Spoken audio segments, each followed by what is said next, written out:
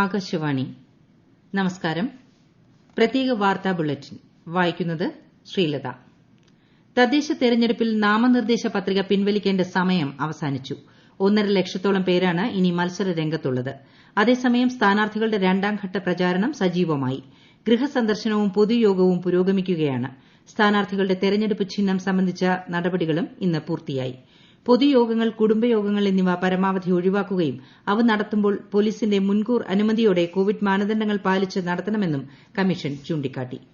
തദ്ദേശ സ്ഥാപന തെരഞ്ഞെടുപ്പിലേക്ക് നാമനിർദ്ദേശ പത്രികകൾ പിൻവലിക്കാനുള്ള സമയം അവസാനിച്ചതോടെ കണ്ണൂർ ജില്ലയിൽ മത്സര രംഗത്തുള്ളത് 5138 സ്ഥാനാർത്ഥികൾ. വിശദാംശങ്ങളുമായി ആകാശവാണി കണ്ണൂർ ജില്ലാ പ്രതിനിധി കെ ഒ ശശിധരൻ.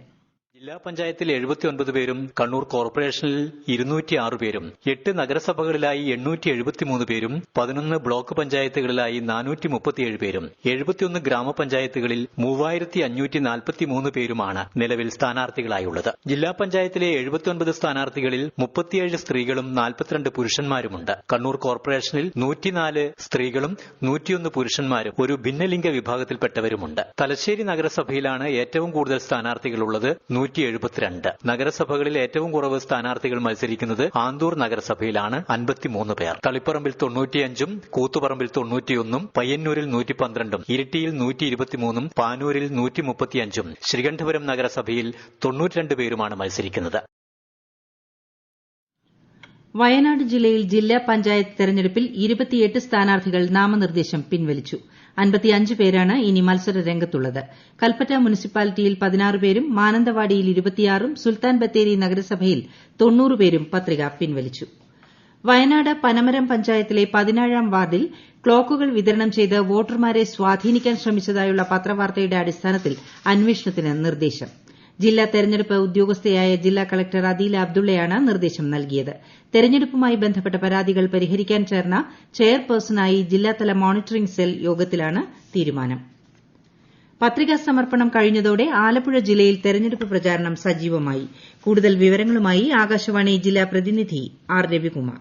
ആലപ്പുഴ ജില്ലയിൽ ശക്തമായ ത്രികോണ മത്സരമാണ് നടക്കുന്നത്. ജില്ലയിലെ തദ്ദേശ സ്വയംഭരണ സ്ഥാപനങ്ങളിലേക്ക് 1565 ജനപ്രതിനിധികളെയാണ് തെരഞ്ഞെടുക്കേണ്ടത്. കുട്ടനാട്ടിലെ കൈനഗിരി ഗ്രാമപഞ്ചായത്തിലെ ഒരു വാർഡിൽ മാത്രം മത്സരമില്ല. ഇവിടെ LDF സ്ഥാനാർത്ഥിക്ക് എതിരുണ്ടായിരുന്നില്ല. മറ്റ് സ്ഥലങ്ങളിലായി 6000-ലധികം പേരാണ് മത്സര രംഗത്തുള്ളത്. ആലപ്പുഴ ജില്ലാ പഞ്ചായത്തിലെ 23 ഡിവിഷനുകളിലായി 61 പേർ മത്സര രംഗത്തുണ്ട്. കഞ്ഞിക്കുഴി ഡിവിഷനിലാണ് ഏറ്റവും കൂടുതൽ സ്ഥാനാർത്ഥികളുള്ളത്. ഇവിടെ 6 പേർ മത്സര രംഗത്തുണ്ട്. 14,70,059 വോട്ടർമാരാണ് ജില്ലയിലുള്ളത്. ഇവർക്ക് വോട്ട് രേഖപ്പെടുത്താനായി 2278 പോളിംഗ് ബൂത്തുകൾ സജ്ജമാക്കിയിട്ടുണ്ട്. 19 കേന്ദ്രങ്ങളിലാണ് വോട്ടെണ്ണൽ നടക്കുന്നത്. കോവിഡ് മാനദണ്ഡങ്ങൾ പാലിച്ച് ഒട്ടുമിക്ക സ്ഥാനാർത്ഥികളും ആദ്യഘട്ട പ്രചരണം പൂർത്തിയായി കഴിഞ്ഞു.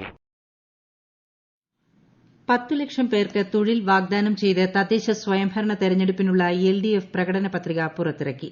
മുന്നണി കൺവീനർ എ വിജയരാഘവൻ പത്രികയുടെ പ്രകാശനം നിർവഹിച്ചു.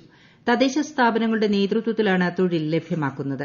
കോവിഡ് വാക്സിൻ ഫലപ്രദമായി ലഭ്യമാക്കുമെന്നും ക്ഷേമ പെൻഷൻ 1500 രൂപയായി ഉയർത്തുമെന്നും പത്രികയിൽ വാഗ്ദാനമുണ്ട്. തദ്ദേശ തെരഞ്ഞെടുപ്പിൽ സ്ഥാനാർത്ഥികളും വോട്ടർമാരും കോവിഡ് പെരുമാറ്റച്ചട്ടം കൃത്യമായി പാലിക്കണമെന്ന് തിരുവനന്തപുരം ജില്ലാ കളക്ടർ ഡോക്ടർ നവ്ജ്യോത് ഖോസ പറഞ്ഞു. ജില്ലയിൽ പ്രതിദിന കോവിഡ് കേസുകളും ടെസ്റ്റ് പോസിറ്റിവിറ്റി നിരക്കും കുറഞ്ഞിട്ടുണ്ടെങ്കിലും ആശ്വസിക്കാനുള്ള സമയമായിട്ടില്ലെന്നും കളക്ടർ പറഞ്ഞു. തെരഞ്ഞെടുപ്പുമായി ബന്ധപ്പെട്ട ജാഥ, പൊതുയോഗങ്ങൾ എന്നിവ നടത്തുന്നതിന് പെരുമാറ്റച്ചട്ടങ്ങൾ നിർബന്ധമായും പാലിക്കണമെന്ന് കോഴിക്കോട് ജില്ലാ വരണാധികാരിയായി കളക്ടർ എസ് സാംബശിവറാവു അറിയിച്ചു.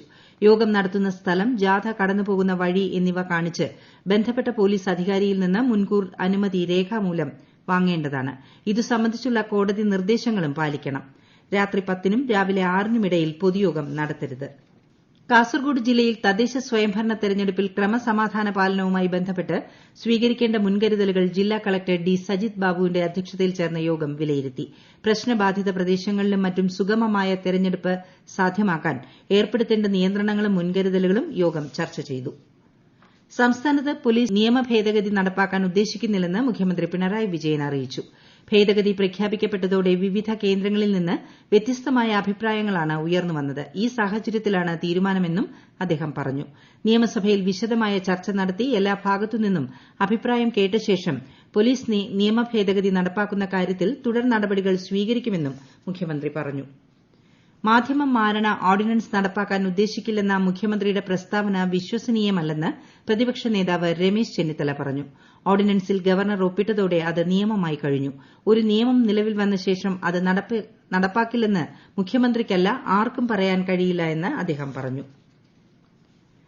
വാർത്താ മാധ്യമങ്ങൾക്ക് മുന്നിൽ അപകീർത്തികരമായ പ്രസ്താവനകൾ നടത്തിയതിന് ബാർ ഉടമ ബിജു രമേശിനെതിരെ മാനനഷ്ടത്തിന് നോട്ടീസ് അയക്കുമെന്ന് പ്രതിപക്ഷ നേതാവ് രമേശ് ചെന്നിത്തല. സംസ്ഥാന വിജിലൻസ് 2 തവണ പ്രാഥമിക അന്വേഷണം നടത്തി തനിക്ക് പങ്കില്ലെന്ന് കണ്ടെത്തിയ കേസിലാണ് അടിസ്ഥാനരഹിതവും അസത്യജഡിലവും അപകീർത്തികരവുമായ പരാമർശങ്ങൾ ബിജു രമേശ് നടത്തിയത്. മാത്രമല്ല ലോകായുക്തയും ഈ കേസ് തള്ളിക്കളഞ്ഞിരുന്നു. ഇതിന്റെ പശ്ചാത്തലത്തിലാണ് താൻ നിയമ നടപടികളുമായി മുന്നോട്ടു പോകാൻ തീരുമാനിച്ചതെന്നും രമേശ് ചെന്നിത്തല പറഞ്ഞു. ബാർക്കോഴ കേസിൽ രമേശിനെതിരായി രഹസ്യമൊഴി നൽകരുതെന്ന് ആഭ്യന്തരമന്ത്രിയായിരുന്ന അദ്ദേഹവും ഭാര്യയും ഫോണിൽ വിളിച്ച് അഭ്യർത്ഥിച്ചുവെന്നാണ് ബിജു രമേശ് ഇന്ന് ആരോപിച്ചത്. സ്വർണ്ണക്കടത്ത് കേസിൽ മുഖ്യമന്ത്രിയുടെ മുൻ പ്രിൻസിപ്പൽ സെക്രട്ടറി എം ശിവശങ്കറിന്റെ അറസ്റ്റ് രേഖപ്പെടുത്താൻ കസ്റ്റംസിന് കോടതിയുടെ അനുമതി. എറണാകുളത്തെ പ്രിൻസിപ്പൽ സെഷൻസ് കോടതിയിൽ കസ്റ്റംസ് നൽകിയ അപേക്ഷയിലാണ് അറസ്റ്റിന് അനുമതി നൽകിയത്. കേസിൽ എം ശിവശങ്കറിന്റെ ജാമ്യാപേക്ഷ പരിഗണിക്കുന്നത് ഹൈക്കോടതി അടുത്ത മാസം 2ലേക്ക് മാറ്റി. കേസിൽ ഹൈക്കോടതി എൻഫോഴ്സ്മെന്റ് ഡയറക്ടറേറ്റിന്റെ നിലപാട് തേടിയിട്ടുണ്ട്. മുൻ അസം മുഖ്യമന്ത്രിയും മുതിർന്ന കോൺഗ്രസ് നേതാവുമായ തരുൺ ഗൊഗോയ് അന്തരിച്ചു. ഗുരുതരാവസ്ഥയിൽ ഗുവാഹത്തിയിൽ ആശുപത്രിയിൽ ചികിത്സയിലായിരുന്നു അദ്ദേഹം. 86-കാരനായ തരുൺ ഗൊഗോയ്ക്ക് കോവിഡ് ബാധിച്ചിരുന്നു. പിന്നീട് കോവിഡ് മുക്തനായെങ്കിലും കോവിഡാനന്തര പരിചരണത്തിലായിരുന്നു അദ്ദേഹം. 3 തവണ അദ്ദേഹം മുഖ്യമന്ത്രിയായിരുന്നു. തരുൺ ഗൊഗോയുടെ നിര്യാണത്തിൽ മുഖ്യമന്ത്രി പിണറായി വിജയൻ അനുശോചിച്ചു. സംസ്ഥാനത്ത് ഇന്ന് 3757 പേർക്ക് കോവിഡ് സ്ഥിരീകരിച്ചതായി ആരോഗ്യമന്ത്രി കെ ശൈലജ അറിയിച്ചു. 1023 പേർക്ക് രോഗം സ്ഥിരീകരിച്ച മലപ്പുറത്താണ് ഇന്ന് കൂടുതൽ രോഗികളുള്ളത്. വിശദവിവരങ്ങളുമായി അനിൽകുമാർ. 22 മരണങ്ങളും കോവിഡ് മൂലമാണെന്ന് ഇന്ന് സ്ഥിരീകരിച്ചു. ഇതോടെ ആകെ മരണം 2071 കഴിഞ്ഞ 24 മണിക്കൂറിനിടെ 35,659 സാമ്പിളുകളാണ് പരിശോധിച്ചത്. ടെസ്റ്റ് പോസിറ്റിവിറ്റി നിരക്ക് 10.54%. ഇന്ന് രോഗം സ്ഥിരീകരിച്ചവരിൽ 76 പേർ സംസ്ഥാനത്തിന് പുറത്തുനിന്ന് വന്നവരാണ്. 3272 പേർക്ക് സമ്പർക്കത്തിലൂടെയാണ് രോഗം ബാധിച്ചത്. 377 പേരുടെ സമ്പർക്ക ഉറവിടം വ്യക്തമല്ല. 32 ആരോഗ്യ പ്രവർത്തകർക്കാണ് രോഗം ബാധിച്ചത്. ചികിത്സയിലായിരുന്ന 5425 പേരുടെ പരിശോധനാ ഫലം നെഗറ്റീവായി. 64,166 പേരാണ് ഇനി ചികിത്സയിലുള്ളത്. 5,89,000 പേർ ഇതുവരെ കോവിഡിൽ നിന്നും മുക്തി നേടി. സംസ്ഥാനത്തെ വിവിധ ജില്ലകളിലായി 3,14,543 പേരാണ് ഇപ്പോൾ നിരീക്ഷണത്തിലുള്ളത്. ഇന്ന് 1,551 പേരെ ആശുപത്രിയിൽ പ്രവേശിപ്പിച്ചു. 4 പുതിയ ഹോട്ട്സ്പോട്ടുകളും പ്രഖ്യാപിച്ചിട്ടുണ്ട്. 7 പ്രദേശങ്ങളെ ഹോട്ട്സ്പോട്ടിൽ നിന്നും ഒഴിവാക്കുകയും ചെയ്തതോടെ ആകെ 556 ഹോട്ട്സ്പോട്ടുകളായി. News desk Akashvani. തിരുവനന്തപുരത്ത് ഇന്ന് 229 പേർക്ക് കൂടി കോവിഡ്-19 സ്ഥിരീകരിച്ചു. 751 പേർ രോഗമുക്തരായി. കൊല്ലം ജില്ലയിൽ 198 പേർക്കാണ് ഇന്ന് കോവിഡ് രോഗം സ്ഥിരീകരിച്ചത്. 572 പേർ രോഗമുക്തി നേടി. കോട്ടയം ജില്ലയിൽ രോഗം സ്ഥിരീകരിച്ച 279 പേരിൽ 276 പേർക്കും സമ്പർക്കം മുഖേനയാണ് കോവിഡ് ബാധിച്ചത്. എറണാകുളം ജില്ലയിൽ ഇന്നലെ 325 പേർക്കാണ് കോവിഡ് സ്ഥിരീകരിച്ചത്. ഇതിൽ 235 പേർക്കും സമ്പർക്കം വഴിയാണ് രോഗം ബാധിച്ചത്. കോഴിക്കോട് ജില്ലയിൽ ഇന്ന് 514 പേർക്ക് കോവിഡ് സ്ഥിരീകരിച്ചു. 698 പേർ കൂടി രോഗമുക്തി നേടി. കോവിഡ് നിയന്ത്രണങ്ങൾ ലംഘിച്ചതിന് സംസ്ഥാനത്തൊട്ടാകെ ഇന്ന് 902 പേർക്കെതിരെ കേസെടുത്തു. അറസ്റ്റിലായത് 421 പേരാണ്. എഞ്ചിനീയറിംഗ് വിദ്യാർത്ഥിനിയെ കൊന്ന കേസിൽ പ്രതിക്ക് കോടതി ജീവപര്യന്തം കഠിന തടവും 5 ലക്ഷം രൂപ പിഴയും ശിക്ഷ വിധിച്ചു. ചിയ്യാരം നീതു വധക്കേസിൽ പ്രതി വടക്കേക്കാട് കല്ലൂർക്കാട്ടയിൽ വീട്ടിൽ നിധീഷിനെയാണ് തൃശൂർ ജില്ലാ പ്രിൻസിപ്പൽ സെഷൻസ് കോടതി ശിക്ഷിച്ചത്. വിവാഹാഭ്യർത്ഥന നിരസിച്ചതിനെ തുടർന്ന് എഞ്ചിനീയറിംഗ് വിദ്യാർത്ഥിനിയായ നീതുവിനെ പ്രതി കുത്തിക്കൊലപ്പെടുത്തിയ ശേഷം പെട്രോൾ ഒഴിച്ച് കത്തിക്കുകയായിരുന്നു. തിരുവനന്തപുരം പാങ്ങോട് കോവിഡ് രോഗിയെ പീഡിപ്പിച്ച കേസിൽ അറസ്റ്റിലായ ഹെൽത്ത് ഇൻസ്പെക്ടർക്ക് ഹൈക്കോടതി ജാമ്യം അനുവദിച്ചു.